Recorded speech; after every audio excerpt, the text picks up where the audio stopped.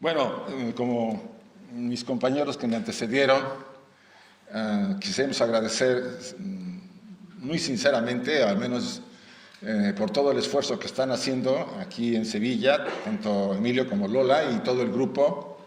Ayer estuvimos con ellos cuando se entregaron diplomas a los nuevos miembros. Pues sí, todos nos entusiasmamos cada vez que hay un grupo que se está desarrollando y está creciendo, porque la inspiración no es muy común. Vivimos una época compleja en donde el materialismo vuelve otra vez a tener mucha fuerza y pues la represión de las ideologías está a plena luz del día. En la mesa, en la comida, estábamos hablando sobre ese tema, ¿no? En la educación no se pretende que las personas piensen. Se quitó filosofía, porque eso te hace pensar. Lo que se quiere es que todos sean, ¿qué? Obedientes, se sometan y consuman la basura que nos ofrecen. Esa es la realidad. O sea, no quieren un pueblo que piense, quieren un pueblo que obedezca. Y no es nuevo esto, desde la antigua de las épocas romanas, ya se acuerdan, se les daban pan y circo, ¿se acuerdan, no? El César mantenía a la gente entretenida y les daba de comer y la gente no decía nada. De ahí que es uno de los temas que a todo estudiante y buscador nos compete cuestionar. No es fácil, porque estamos influidos por una sociedad que tampoco quiere despertar, hablo en general. Y normalmente nos sentimos excluidos en muchos casos cuando nos ven raros, ¿no? Nos ven diferentes, que tenemos ideas un poco raras, ¿no? A mí me acuerdo cuando yo empecé de mi búsqueda ya por los años 80, 70, no, mucho antes, pero más o menos en esa época yo entré a la sociedad en el 79 y ya me encontraba con una situación complicada, ¿no? Porque para empezar, cuando uno tiene estas ideas un poco raras, así era en México cuando yo estaba todavía ya, antes de ir a España, pues los mismos grupos, amigos e incluso familiares te retan. Yo recuerdo, no olvidé nunca, cuando mi padre me dijo, o tu teosofía o nosotros, que me quede así, ¿no? Y hay que tomar una decisión, si realmente estamos con esa pasión para el trabajo. El tema de la pasión es muy importante. Lo ha tocado José, lo tocó también Ángels, y creo que es el factor sine qua non, o sea, la base de todo verdadero buscador serio. Porque todos podemos estar interesados en algún momento, nos llama la curiosidad estos temas un poco esotéricos, un poco complicados, y vamos a veces a una conferencia, leemos un libro, pero ya que más o menos quedó claro que hay que hacer un esfuerzo y probablemente un cambio de vida, ya salimos despavoridos del tema. ¿Por qué le da tanto miedo a la personalidad este tema? ¿Por qué se imaginan ustedes? Porque su espacio de confort, nuestro espacio de confort, tiene que ser abandonado a la larga. Y lo vemos. Vamos a darnos cuenta que ese espacio en que la personalidad se movía confortablemente, yo una vez oí a Juan Viñas decir, comer, dormir y hacer el sexo. Pero eso lo hacen los animales también.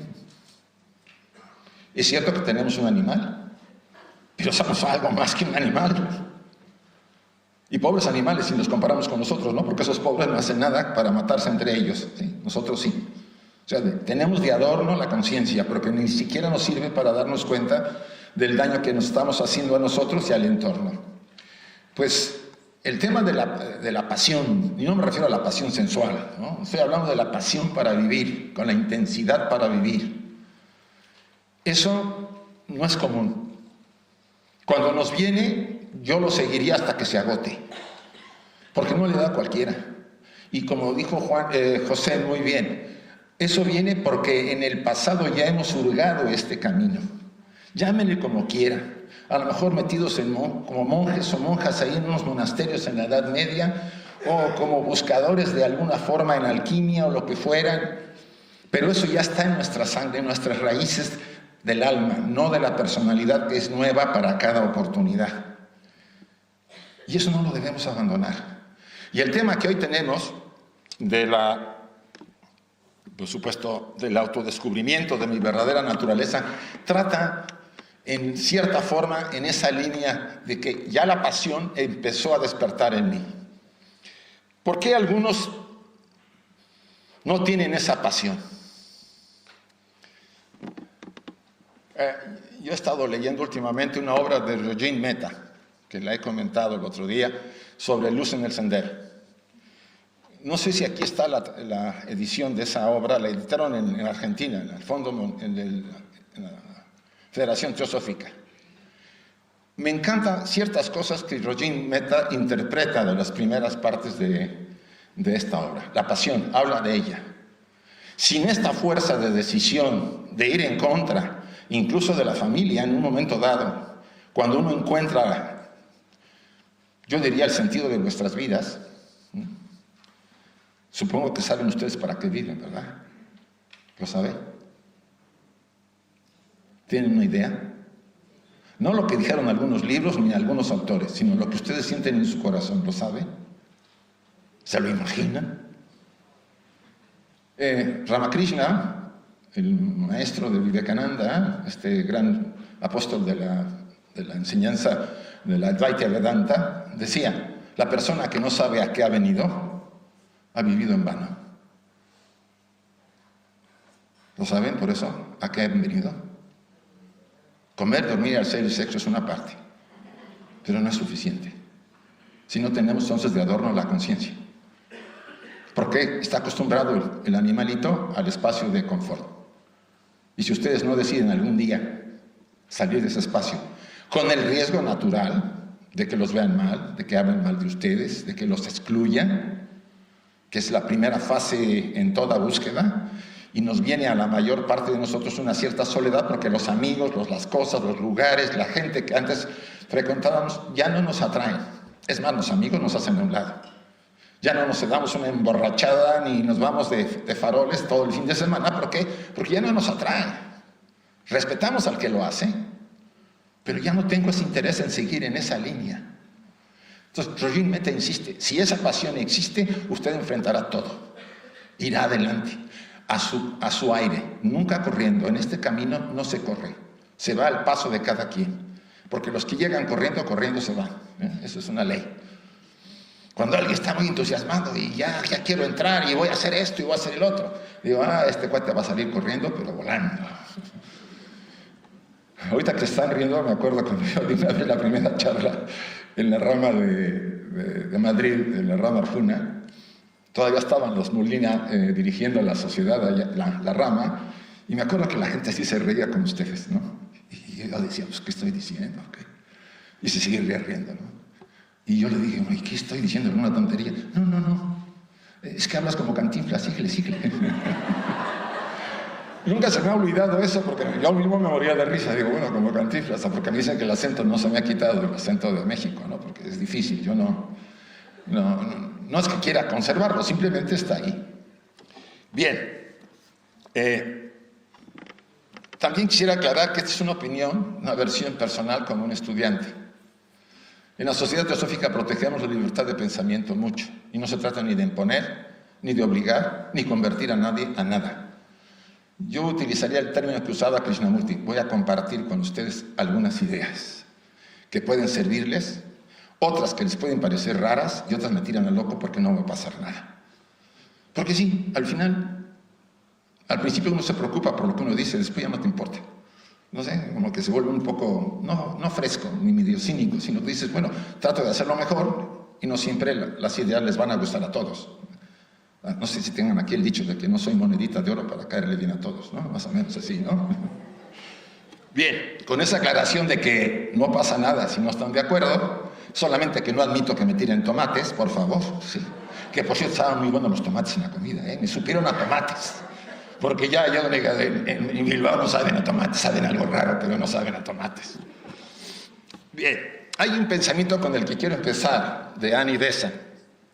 Dice, el real valor de la teosofía yace en su poder para transformar, purificar, ennoblecer cada aspecto de nuestra vida diaria.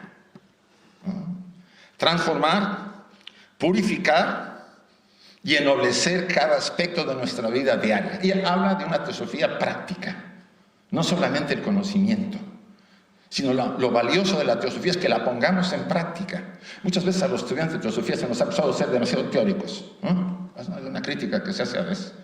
Saben mucho, pero en la vida diaria pues siguen siendo los mismos más o menos. Bueno, yo no diría que eso es patrimonio de los miembros de la sociedad teosófica, eso le pasa a cualquiera, y sobre todo de cualquier corriente y de cualquier tradición religiosa. La mayoría pues nos ponemos la etiqueta de X grupo o de X religión, pero nuestra vida diaria sigue siendo igual que la mayoría que no profesa, incluso que no tiene nada que ver con lo que nosotros tenemos. Hay una incongruencia, hay una falta de coherencia. O sea, lo que pensamos y deseamos, y lo deseamos de corazón, no lo vivimos. Volvemos otra vez, ¿por qué? Porque la estructura personal tiene tanto poder que no quiere abandonar el espacio de confort. Por eso es un reto para la mayor parte de nosotros. Si no hay entusiasmo, no podremos vencer ese espacio de confort que es muy poderoso. La estructura personal se ha reforzado por encarnaciones. Entonces llegamos a esta encarnación con mucha fuerza, con un carácter fuerte, que la única manera de hacer cosas es tener una fuerza en el carácter. No digo mal carácter, sino fuerza en el carácter. ¿Y qué ocurre? Pues que sí, la parte superior ya empieza a influir en mí, hay una, vamos a decir, inspiración, pero el carácter está bien amarrado y no va a soltar, ¿no? Va a costar. A uno les cuesta más, a otros les cuesta menos. Les cuesta menos a aquellos que ya lo cultivaron más en otras vidas, ¿sí? Es como aquel que estuvo entrenándose y llega de repente y ya tiene más habilidades de las que la mayoría tiene. No sé si ustedes se dan cuenta que hay personas que aprender idiomas se les hace facilísimo. Y a otros nos lleva años para aprender un idioma. Y no siempre bien. Bueno, ¿y qué es? ¿Le cae bien a Diosito y yo no le caigo bien? No puede ser por ahí, ¿no? Quiere decir que ese señor cultivó en otras vidas. Las estructuras superiores cultivaron a través de otras personalidades ese tipo de cosa y nace con habilidad. Y así pueden poner ejemplo a la mayor parte de los genios en la cultura, en la humanidad. Es así como el conocimiento de las leyes que gobiernan la vida, la reencarnación y el karma, nos liberan de la tiranía del tiempo y de la muerte. Y resuelven, por supuesto, la aparente visión de la injusticia. Muchos nos sentimos a veces arrebatados porque sentimos que la vida es injusta. ¿No es así? Que estamos colocados en situaciones y en condiciones que no nos agradan, que nos hacen sufrir. Vuelvo a parafrasear ahora a Ángels, el dolor nos mueve y queremos ¿qué?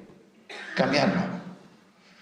Mientras yo insista en cambiar las cosas, mientras yo insista en que las condiciones no son las que yo merezco, mientras yo insista en que la gente que me rodea no es la que me gusta o no actúa como yo quiero, estamos amarrados a la personalidad, a la estructura. Normalmente la personalidad se mueve en la polaridad. Bien, mal, luz, oscuridad. Siempre debe haber polos para que la personalidad, o sea, la mente, tenga vivencia. La mente no puede moverse si no hay dos polaridades. Tanto que se habla de que la mente, que es la que nos mantiene esclavizados, también nos va a liberar. Pero eso es un proceso del que ya habló Ángels, que a mí me encantó, en cómo podemos ir disciplinando la mente. Si ustedes quieren analizar el punto de este proceso, la columna principal de la transformación está en la mente. Porque las emociones actúan conforme a los pensamientos y los actos. Sí, recuerden las palabras del Buda y de otros autores, que también Madame Blavatsky creo que decía algo, e incluso Gandhi, ¿no? Lo que tú piensas origina un acto. El acto se vuelve costumbre. La costumbre forma parte de tu estructura y después se convierte en tu destino. O sea, nos convertimos en lo que pensamos. Entonces, la clave está ahí, disciplinarla. Y yo insistiría, como hubo una época en la corriente psicológica que se quería atacar y acabar con la personalidad. No es el objeto acabar con la personalidad. El objeto es disciplinarla, darle su lugar. Estoy hablando para el que empieza, para todos los que estamos empezando y que vamos ahí en el camino. Disciplinarla es necesaria, que responda a la inspiración superior y no que me doblegue cuando anoche vimos una tortillita ahí en la cena y no pudimos detenernos. Porque a mí, yo tengo la debilidad por las tortillas. A uno les dobla el azúcar, pero a mí me dobla la tortilla. ¿Qué quiere decir? Que cuando el traje quiere, el animalito tiene ganas, pues las inspiraciones superiores, por muy buenas, pues hacen que se doble y uno caiga, ¿no? Entendible, no es fácil. ¿A quién le dijeron que iba a ser fácil la encarnación? A ninguno. A ninguno nos dijeron a pasar de vacaciones. Bueno, yo siempre he dicho que hay de vacaciones, algunos están de vacaciones. Hay gente que viene, tiene todo relativamente, no sufre, todo se le dio fácil. ¿Y esto fiesta qué? Yo tengo una amiga así en Barcelona, es una guitarrista famosa. Bueno, ya es una mujer mayor, pero se le dio todo. Bueno, con algunas pequeñas cosas, pero comparada con otras vidas que se lucha toda la vida, es muy difícil. ¿Qué significa para ustedes autodescubrimiento? De alguna manera tiene que ver con ¿qué? El conocimiento, conocerse. Y cuando yo digo, ¿ustedes se conocen? ¿Qué conocen? Si yo les pregunto quiénes son, ¿qué dicen? No, contestemos. La mayoría contesta y dice, pues soy fulano de tal, tengo estas características, me comporto así, O sea, ¿no es así? Describen a la máscara, a la personalidad. ¿Qué hay atrás de la máscara? Ay, no me meto por ahí porque me da miedo. Hay una zona media rara a la que yo siempre evito. Es media oscura y mejor me la brinco. Para empezar tenemos que buscar. Krishnamurti insistía que el autoconocimiento es la base, el primer escalón. Ustedes van por la carretera con un auto. Este ejemplo lo pongo mucho, pero me gusta porque ayuda, una analogía. Y se les descompone el carro. Se bajan del auto y no saben ni qué hacer porque pues no conocen mecánica, ¿no? Y le hablan al que repara el auto, llega, ve el motor, ve el coche, agarra uno de esos martillos de madera y le pega un golpe al motor y arranca. Y les dicen 500 euros. Y dicen ustedes, ¿cómo que 500? Sí, yo sé dónde pegar. ¿Saben ustedes dónde pegar? Ahí está el tema. Mientras yo no sepa dónde dar, cometer errores, sufriré. Aunque eso es parte del proceso para saber dónde golpear. Por eso el autoconocimiento o el autodescubrimiento es necesario en este inicio de proceso. No solamente ser buena persona, como insiste José, me parece muy importante que uno no se dé cuenta de ir puliendo, sino ya cuando uno está claro de que hay áreas oscuras que yo he evitado y que las tengo que recuperar, porque no se trata de negarlas. Recuerden, lo que se niega me posee, lo que se acepta me libera. Esto es claro. Todo aquello que ustedes han negado se vuelve como un demonio que los posee a la larga. Todo aquello que ustedes aceptan, por muy horrendo que sea, los libera. A veces de nuestros padres fuimos capaces de negar cosas. Yo a mi padre le criticaba mucho que compraba mucho la lotería, los billetes de lotería, ¿no? Jugaba, pero jugaba, él no se andaba por las ramas, jugaba. No tenía ninguna debilidad, esa era la que tenía. Y yo lo criticaba, papá, pero mira, que no sé qué. Bueno, ¿qué creen que hago de repente ahora? De vez en cuando compro un billetito, ¿no? Y yo me digo, ¿tú que le criticabas eso a tu padre? Pues sí, pues ¿para qué digo que no? Entonces, no es tan simple. Es un reto. Por supuesto, ya habíamos hablado que solamente el conocimiento no es suficiente, pues para hacer que nuestras vidas más nobles, más refinadas y más felices, solamente es cuando se pone en función ese conocimiento, cuando ponemos en práctica. Estos conocimientos han de ser eminentemente prácticos. Esto es un requisito que nos puede llevar a lo que llamamos la ética teosófica. La ética teosófica es la manera en que yo vivo. Insisto, es como vamos gradualmente subiendo la escalera. Poco a poco vamos superando, ¿no? Yo decía 30 mentiras a la semana, ahora digo 2 al día. Bueno, Ya le bajamos, ¿no? Ya no son 30, ya son pues 12, oye, ya voy disminuyendo, ¿no? Y ahí poco a poco voy superando cierta... Bueno, a lo mejor algunos dicen menos, porque, pues, pero algunos otros estamos acostumbrados a mentir, porque pues todos mienten y pues es fácil salir del problema con una mentirilla, como dicen las mentirillas inofensivas, ¿no? Dicen por ahí, ¿no? Que hay mentiras que... Todas son mentiras. No me digan, todo es mentira. Si todo lo que sea exagerado de la realidad, entre comillas, que percibo, es una mentira. Yo también puedo decir, no, aquí hay 300. No, está bien que en México decimos, le estás poniendo mucha crema a tus tacos. No es cierto. No, aquí hay más o menos 180 o un poco menos, ¿no? Poquito después de la comida se me están quedando medio dormidos, ¿verdad? Ya lo estoy viendo. Debido a este propósito de la atención, deberemos dirigir esa atención, esa pasión al autodescubrimiento propio. Porque aunque el bagaje del conocimiento teosófico nos puede dar ciertas características, vamos a decir, de liberarnos de una serie de cosas, debo conocerme. Aplicar esas prácticas o ese tipo de enseñanza en alguien que quiere seguir viviendo como vive la mayoría y no hacer nada, me puede llevar a tener problemas. Uno de los ejemplos que se ponía también, y no recuerdo la analogía de quién, es tener un pie en una barca y el otro pie en otra barca. Entonces, ¿estamos haciendo qué? Equilibrios, ¿no? Estoy en el mundo, pero a la vez estoy buscando. Yo no digo que no estemos así la mayoría. Estamos entre dos A. Pero estoy claro que estoy definido hacia dónde quiero ir. Pero cuando me divido, me voy a meter en problemas a la larga, porque voy a empezar a cuestionar ciertas cosas. El equilibrio se puede mantener un tiempo, pero después la exigencia del desarrollo interior me pide que purifique más mi vida. Que si soy muy iracundo, pues empieza a trabajar el ser iracundo, el tener que reducir a esa energía que estoy dedicando hacia una línea destructiva, porque a la vez que me afecto yo, lastimo a otras personas, y lo vaya yo revirtiendo, como bien se señaló, para neutralizar ese tipo de pensamientos y emociones, ¿no? Lo contrario, para poder ir equilibrándome. El énfasis no estriba en el conocimiento teórico de la naturaleza del hombre, sino en la aplicación práctica en términos de lo que significa el conocimiento para nosotros. Yo aquí les quiero hacer unas preguntas, ahora sí que me gusta meterme más con el público, a ver si las podemos contestar. Lo que hoy soy, ¿es lo que en verdad quiero ser? ¿Se conforman?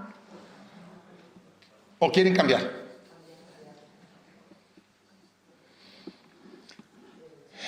¿Cuánto de lo que hago actualmente tiene que ver con mi verdadera naturaleza? ¿Cuánto? Para comer, ¿cuánto tiempo le dedicamos a la comida? 3 veces al día le damos duro, ¿verdad? A la movida de bigote, como decimos por ahí. Y al alma no la alimentamos. Si también el alma está presente. Nunca tengo tiempo para el alma. Siempre estoy empecinado en la multitud de actividades en las que me he comprometido para no sentir soledad. Cuidado, que es otro tema complicado. Y se ha tocado por encima, pero es básico. Roger Mehta insiste mucho en ese tema de la soledad. En el proceso de inicio de esta búsqueda, no sería nada raro que la soledad nos abarcara, nos llegara. ¿Por qué? No se trata de la soledad física.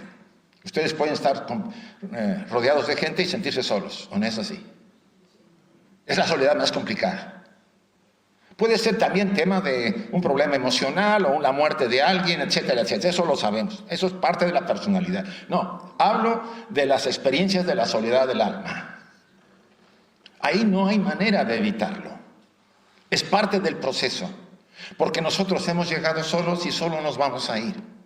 Plotino decía, el vuelo del solo al solo.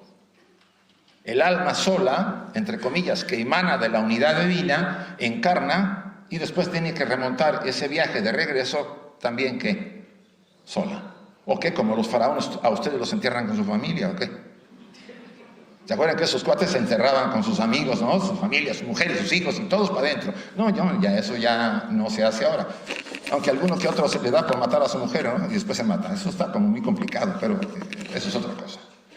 Lo que quiero decirles a ustedes, que parte de este proceso, a medida que se va va creciendo y se va desarrollando, vamos a experimentar cosas que no está concebible para una sociedad, entre comillas, acostumbrada a un entorno en donde todos protegemos que nadie despierte. Es como si todos estuviéramos de acuerdo. Nadie despierta, todos dormiditos. Cuidado, el que despierta lo expulsamos, lo vemos mal. Y eso hace que la presión del medio y la familia y el entorno nos someta. A la mayor parte nos somete. Solamente con una fuerza muy grande, esa pasión para romper eso, es lo que puede permitir al estudiante, al buscador, al chela, como le han llamado, romper con ese temor, porque hay un miedo en el fondo, y salir adelante. ¿Cuál es mi verdadera vocación en la vida? ¿La saben? O no saben pegarle el golpe al motor, ¿verdad? ¿Qué me hace falta para lograr sentirme completamente feliz? ¿Qué les hace falta? Hay muchas cosas, y ya tanto Ángeles como José lo estuvieron comentando. Una cosa es que tengamos placeres, porque confundimos mucho el placer con la felicidad. Ahorita nos fuimos a comer ahí unas cosillas muy sabrosas. ¿Eso qué es? Es placer. Los gustos se paladeamos y nos produce un placer. Y si hay cierta felicidad es a la estructura personal, temporal, porque tiene un principio el paladar y tiene un final. Todo lo que tiene principio y final no es felicidad, es placer.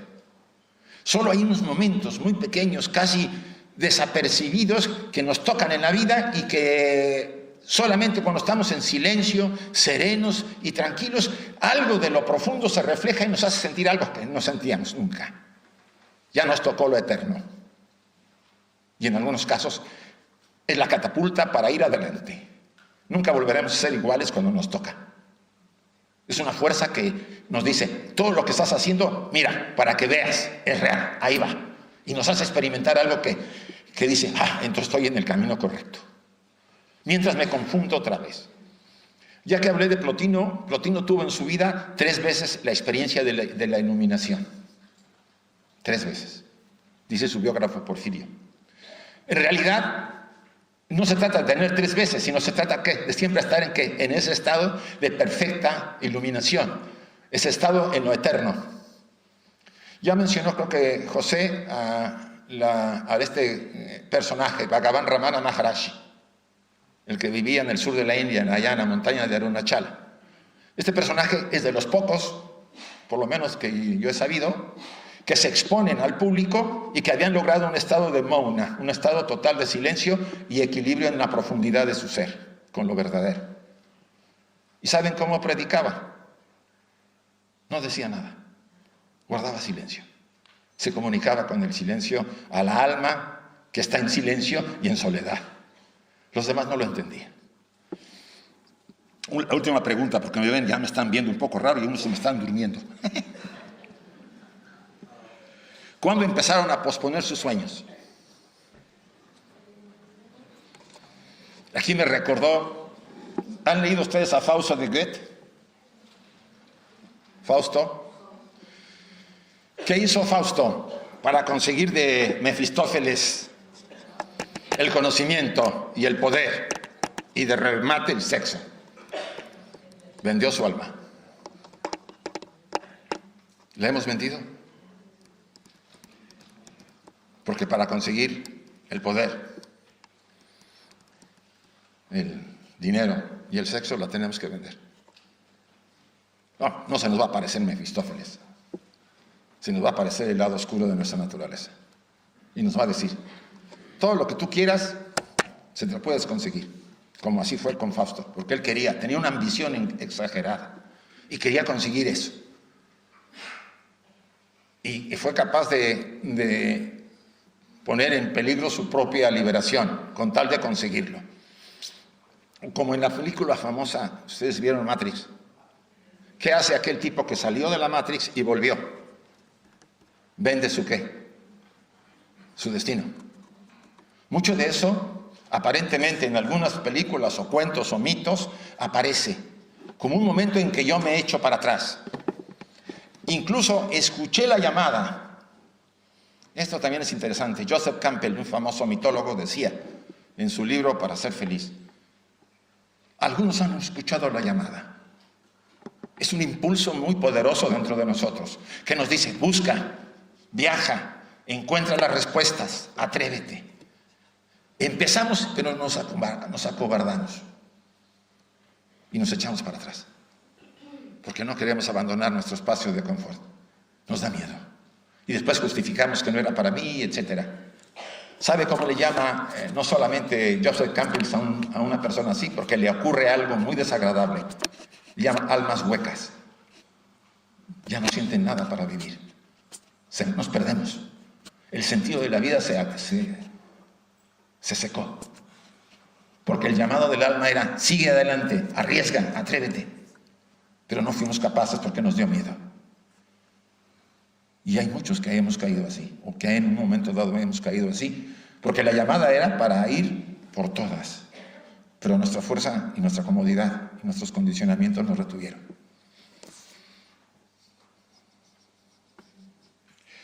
¿A dónde puedo ir y a dónde quiero ir?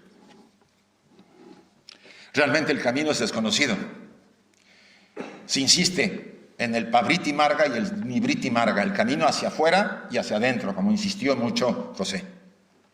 El viaje no es hacia afuera. Hemos vivido desde que nacemos hasta ahora hacia afuera. Ahora se trata de ¿qué? De vaciarnos. Eso es lo que más le cuesta a la personalidad. Ya que me costó aprender experiencias y crecer y saber, ahora me pides que me vacíe y regrese hacia adentro. Y uy. Pero ¿cómo pueden ustedes admitir, y ustedes y yo, algo nuevo si está llena la casa? ¿Qué hacen ustedes para traer nuevos muebles a su casa, nuevas cosas? ¿Qué hacen? Ven las cosas que no han usado, como dicen, después de 2 años, y ¿qué? Se deshacen de ellas. Las regalan, las donan, lo que fuera, para hacer un espacio a lo nuevo. Bueno, pues eso es lo que hacen las crisis. Hablando del primer maestro del dolor, como decía José. La crisis, el sufrimiento, busca hacer espacio en nuestra vida, derogando todo aquello, limitando vamos a decir, expulsando todo aquello que ya está viejo para que yo me abra a lo nuevo. Y si ustedes y yo no lo hacemos porque nos da miedo, y como mucha gente le ha ocurrido, ¿no? Porque pasa, es una experiencia que pasa. Y se puede remitir, sí, porque el miedo es más poderoso que el crecimiento y la realización. Entonces, el autodescubrimiento es esencial, porque todo esto le puede pasar a un buscador y no se da cuenta porque no se conoció y no sabía aquilatar el poder de su miedo y también de su fuerza para superar estas pruebas. O sea, insisto, el autodescubrimiento es necesario. De otra manera, estaremos sometidos ¿a qué? A caer constantemente. Y no digo que no sea básico, porque aprendemos. Pero debemos alguna de esas ocasiones. Bueno, a mí me consolaba mucho Blavatsky cuando decía, si te caes 100 veces, te levantes 100 veces. Digo, yo me he caído unas cuantas, me faltan muchas, ¿no? Pero no es el caso. Cada vez que caemos nos fortalecemos, ¿no? Lo que no nos mata nos hace fuertes, dice por ahí. Pero el peligro está en que una de esas me frustre, como le ha ocurrido a muchos buscadores, y abandonan. Y después dicen, no, son puras tonterías, yo ya no quiero seguir en nada de esto, y vuelvo, trato de volver, aunque no se puede vivir ya así. De broma alguien me decía una vez, cuando ya sabes, el conocimiento, ¿qué nos hace? Aunque no lo hemos puesto en práctica, el conocimiento me da abrir una ventana a algo diferente. Y si algo diferente entró y me impactó, ya no puedo ser igual como lo era antes, por más que quiera regresarme a la vida anterior. En otras palabras, venir a estos cursitos como este de hoy, ya los amoló a todos. Porque aunque se me quieran echar para atrás, van a sentirse incómodos porque dicen, oye, yo sé que esto de hacerle una jugada a alguien para apoderarme de sus cosas, pues como que no es muy honesto. O sea, la ley, el conocimiento de ciertas leyes, como la ley kármica, la ley de equilibrio de todo, va a estar como la espada de Damocles, ¿no? Cuando yo no sé nada, pues yo puedo hacer tonterías y no pasa nada, no lo sé. Un niño de pequeño que ve la pistola de su papá en la cama, en la bar, juega con él y le pega un tiro a su hermanito, pues mira, la culpa no es del niño, la culpa es del papá. Pero un adulto sí. Un adulto sabe para qué sirve eso y sabe que puede dañar. Sí, el comienzo del viaje es duro.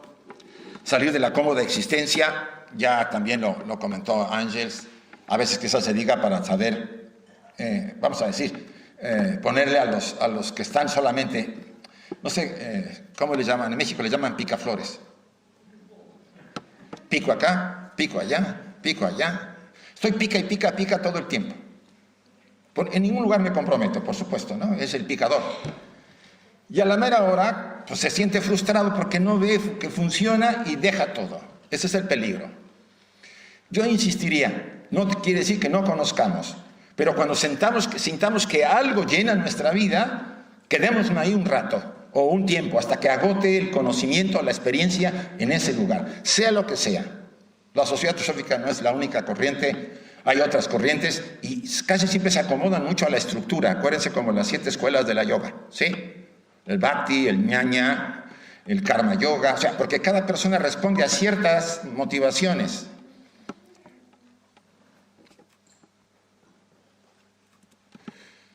Este autoconocimiento único y automotivado por el entusiasmo por el cual el hombre va ascendiendo hasta llegar más allá de sí mismo. HPB describía en la doctrina secreta lo siguiente, decía, el adepto se hace, no se crea, y es por métodos autoinducidos y trazados por uno mismo y controlados por su karma. A ninguno nos van a echar la mano hasta que no se demuestre que estamos seriamente comprometidos. Y no es que van a vivir por nosotros, porque como dijo un maestro, si yo estuviera metiendo la mano para que su karma no lo afectara, el que se lleva las flores soy yo, no usted. Tenemos que aprender por nosotros mismos. Hasta cierto nivel, los grandes instructores, las fuerzas de la naturaleza que están junto con nosotros, no meten la mano hasta que ya haya yo llegado a cierto nivel. ¿Se acuerdan que Sócrates tenía un daimón? Quien lee filosofía a Platón, sabían que Sócrates, un daimón, es una especie de ser. El daimón es la entidad que está entre los humanos y los dioses, lo que permite estar en contacto con los dioses, desde el enfoque griego. Desde el enfoque teosófico puede ser nuestro yo superior, el ángel de la guarda, dirían los cristianos, lo que ustedes quieran, siempre está con nosotros. ¿Por qué no se manifiesta? Porque estamos volcados hacia el mundo. Porque poco nos interesan los momentos y cuando nos interesa y ocurre algo en nuestra vida, lo relativamos y decimos, eso no lo puedo entender, eso no es verdadero. Porque estamos muy condicionados por el materialismo, la educación que nos han dado y de que si no lo veo y no lo toco, no existe. Todo eso se debe cuestionar. Pero si el crecimiento significa algunas veces sufrimiento, sí. ¿Quién va a sufrir cuando yo crezco? ¿Quién muere cuando una planta se desarrolla? ¿Ustedes conocen la semilla de la secuoya? Es una cosa pequeña como un huevo. ¿Qué le pasa para que la secuoya crezca? ¿Tiene que morir qué? La semilla.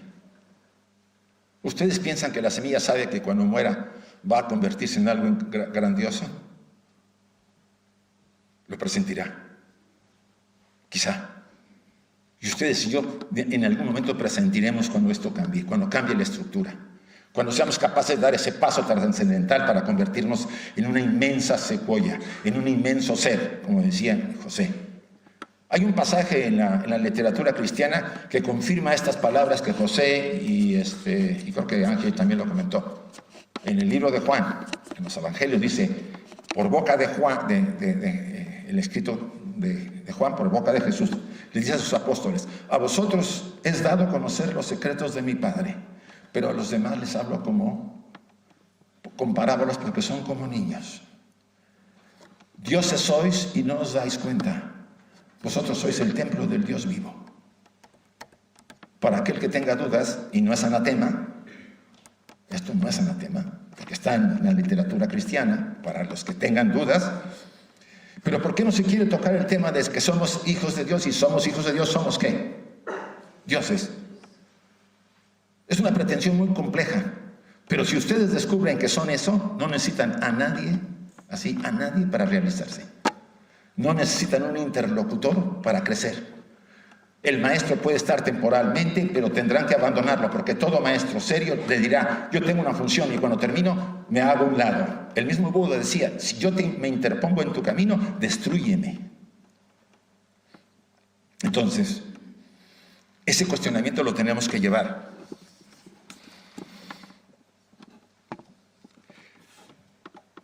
Ya hablamos de la forma trivial de feliz. Ay, me voy a brincar. Sí, también, si es posible cultivar el profundo interés en nuestra vida. ¿Cómo cultivar ese profundo interés en nuestra vida, esa pasión para entrar a nuestra realización? Cuestionémonos.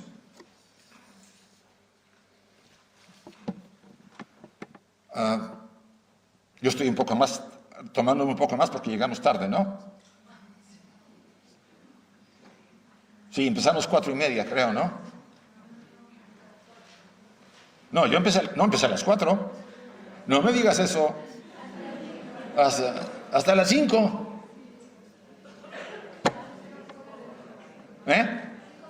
Nada de 5 minutos. Soy un Leo, no me lo quito. Ya tengo que dar ahorita paso a Nilda, nada más que termine yo en estas partes. Bien, un tema que se va a quedar en el tintero es el tema de la sombra. Bueno, tocaré un tema, unos 5 minutos, un poco relax. ¿Vale? No, si vengo otro día. No, lo tocamos más o menos por encima, no hay otra manera. Este es un enfoque, aunque se le atribuye al Dr. Jung el tema de ese aspecto, no es del Dr. Jung. Si ustedes se van al libro de Ani, el papiro de Ani, de los libros de los muertos egipcio, aparece en la puerta de la tumba una sombra y Ani con el cuerpo de pájaro y la cabeza del muerto volando. Ya se habla ahí de la sombra. En la estructura de los principios del ser humano, se parece mucho a la visión teosófica, ya hay un aspecto llamado sombra, el mal dentro de nosotros. Así le llamaban los egipcios. Quiero leerles déjame ver aquí un pasaje de Madame Blavatsky que a mí me deja un poco frito. Dice, una voz del silencio, para que no me digan ahí que no es cierto. El manto de la oscuridad cubre las profundidades de la materia. Entre sus pliegues me abro paso con dificultad. Bajo la penetración de mi mirada, el velo se hace más espeso. Señor, disipa agitando tu mano. El chela o el discípulo le dice al maestro. Dice el maestro, una sombra avanza reptando como una serpiente enroscada que se despereza, crece, se dilata y desaparece en la oscuridad. Y le dice el maestro al chela, es la sombra de ti mismo, ajena al sendero, en la oscuridad de tus pecados. La voz del silencio, fragmento tercero de la obra de Madame Blavatsky. Es la sombra de ti mismo. Mucho se ha trabajado ese tema desde el enfoque de la psicología junguiana. Y, por supuesto, el tema da para mucho. Incluso los que quieran ver algo más sobre eso, hay varios vídeos ahí en la página que tengo sobre el tema de la sombra. Lo que quiero decirles es que ese aspecto que se mantiene a raya tras la máscara, normalmente lo hemos reprimido. ¿Y qué pasa cuando algo reprimo? ¿Qué les dije al principio? Nos posee. Lo que reprimo me posee. Lo que acepto me libero. El trabajo con ella requiere reconocimiento. ¿Significa qué? Que tengo que reconocer que además de cualidades positivas y aspectos muy elevados, también hay egoísmo, envidia, crítica, ira, etcétera, etcétera. Cada quien tiene sus joyitas por ahí guardadas. Sí, pero lo que estoy haciendo es darle aire a esa parte y quitarle el poder que tienen sobre mí. Normalmente la sombra maneja el miedo para tenernos a raya. Es la autora de las pesadillas, normalmente en nuestra vida. Los sueños como pesadilla ya tiene esa facultad. ¿Qué podemos hacer? Además de reconocerla, aceptarla. Y esto viene del doctor Ken Wilber, recuerden, este famoso autor de La Cuarta Fuerza, en la obra del Proyecto Atman. A la sombra no te puedes identificar con ella porque te destruye, ni tampoco negarla porque te posee. La tienes que, ¿qué? Convivir con ella. mantener la raya, decirle, hacemos un acuerdo, tú te pones acá, yo estoy acá, y vamos en el camino hasta que por mecanismos de integración se integra en nosotros. Y esto en el sendero es parte del proceso. Por eso a veces nos viene la negra noche del alma, que decía San Juan de la Cruz. O nos viene un drama muy fuerte, como comentaba José, en las experiencias que vivimos. Es ella reclamando su lugar, pero nosotros ya estamos fuertes para superarlo, porque hemos ido acumulando energía y fuerza para ir adelante.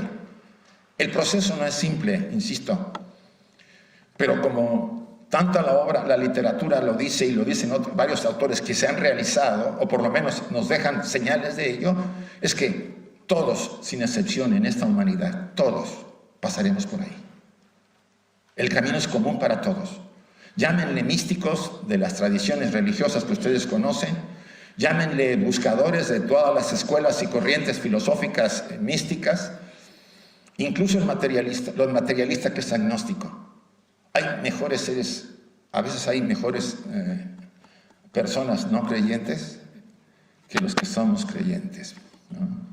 Son más éticos, más nobles, porque practican una moral muy intensa y no tienen que tener a fuerza la imagen de un Dios antropomórfico que nos puede castigar, porque a veces actuamos por miedo, ¿o no? Decía Gandhi en un pasaje, mucha gente que profesa una religión y es muy fanática, lo hace para evitar el infierno. No lo hace porque quiere crecer. Entonces, todos estos tips nos pueden dar, y lo que va ahorita a decir Nilda, yo creo que va a dar el remate, ¿no? Yo así lo digo. Déjenme ya me pasé de los 5 minutos, creo. Dice, en la medida que el ego inferior se va afirmando en la conciencia del niño o de la niña, van configurándose, bueno, ya hablamos de la famosa máscara, y la sombra, por supuesto, es la especie de cubo de basura que se encarga del trabajo sucio. Reconocerla nos puede dar un impacto en nuestra vida y nos puede hacer un cambio, pero es la única manera de crecer. ¿Quién creen que genera, entre algunas posibilidades, las depresiones, las melancolías? Cuando yo no sigo un camino que debo seguir, cuando el alma nota que yo no estoy actuando conforme a ese programa, proyecto, destino, lo que fuera, ¿qué puede ocurrir en nuestra vida? Amén de las depresiones por causas de enfermedades, y etcétera, etcétera. Que nos mande un toque. Te estás desviando, para que veas el poder que tengo. Retiro toda la energía y te dejo solo. A ver cómo le haces. Se parece mucho a la experiencia del Nigredo en alquimia. Se retira el alma y deja la personalidad vacía. Ese es el poder que tienen nuestros principios superiores. No son nunca usados salvo que nuestra necedad como personalidades nos lleve a eso. Tenemos en nuestras manos la posibilidad de ser mejores seres humanos, más nobles. Y quizá la respuesta a la pregunta de cuál es mi destino es ser más noble si no sé el detalle. Ya con eso se puede responder de una manera muy positiva. Más noble, mejor ser humano, más equilibrado. No bonito, como decía José, que tampoco él está de acuerdo con eso. Ser humano tiene luz y oscuridad que se está equilibrando. Y eso se tiene que buscar en el autodescubrimiento, en nuestros actos diarios, en cómo contesto, cómo pienso, cómo actúo cada día. Hay que observar constantemente porque no hay otra manera de descubrirme. Es la única oportunidad que tenemos. Al final, ¿qué se llevan ustedes de aquí, como ya se comentó? Solamente experiencias. Todos los oropeles que el poder y la posición y el dinero da al mundo se van a quedar acá. Y otros aprovechados se van a quedar con eso, como siempre ocurre, ¿no? Acumulas dinero, yo sí quiero tener, y al final está atrás uno esperando, digo, este se va a descuidar y cuando se muera me quedo con todo. Tenemos el ejemplo por ahí de una amiga que así le ocurrió. Entonces, si lo que yo estoy haciendo solamente le da a la personalidad ciertas minucias para mantenerme en el espacio de confort, que al final me va a dejar vacío, porque no hay experiencia más dolorosa que al final se diga, valió la pena la vida, y ustedes digan, no, porque la desperdicié. Y la desperdicié por tonterías, porque al final es lo que hace el alma. Se da cuenta que la personalidad desperdició tantas oportunidades porque las tuvo y no fue capaz de dar el paso para arriesgarse, porque el maestro lo dice, inténtenlo, no se quede pensando que esta es la experiencia, estamos aquí de paso. Estas son yo no diría vacaciones porque aquí la pasamos negra muchos, ¿no? Pero sí la tenemos que ver desde otra forma. Y bien, hay cosas que se han quedado un poco así. El tema de la sombra va para mucho. Por cierto, la editorial Teosófica va a sacar un libro sobre la sombra que hemos estado haciendo mi socio y yo. Cuando salga les mandaremos aquí algunos para que si los quieren tener, ¿sí? La editorial va a mandar aquí a Sevilla un librito de esos. Va a salir quizá en este mes, espero. Y pueda ayudarnos un poco a enfocarnos. Mientras, pues muy amables. Espero que dentro de unos 10 años, cuando ya la pila se me baje, venga otra vez aquí y los vea y digo, bueno, hay varios todavía. Gracias.